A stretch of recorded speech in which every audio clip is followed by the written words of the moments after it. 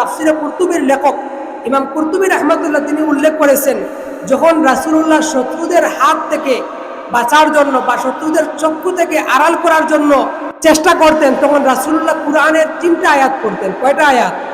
3টা আয়াত পড়তেন।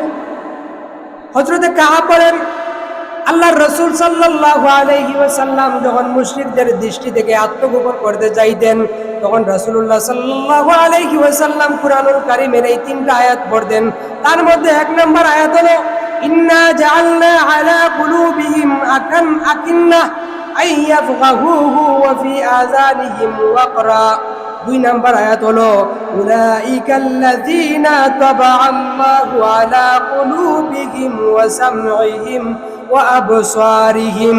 এরপর 3 নম্বর আয়াত হলো আফারাআইতা মান ইত্তাখাযা ইলাহাহু ওয়াহু ওয়া আদাল্লাহুল্লাহ আলা ইলমি ওয়া খাতামা আলা সামঈহি ওয়া কলবিহি ওয়া জাআলা আলা বাসারিহি গিশাওয়া।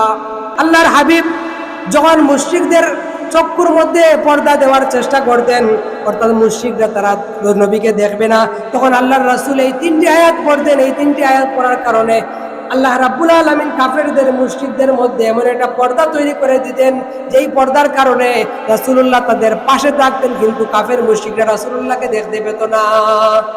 সুবহানাল্লাহ। কয়টা আয়াত?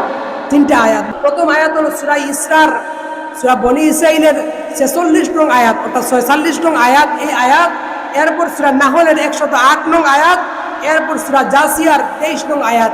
এই 3টা আয়াত যদি আমরাও আমাদের কোনো শত্রুর সামনে পড়ি, এই শত্রুর সামনে এই 3টি আয়াত পড়ার কারণে শত্রুরাও আমাদেরকে কখনো দেখবে না। এই ব্যবস্থাটা করে দিবেন কে? আল্লাহ।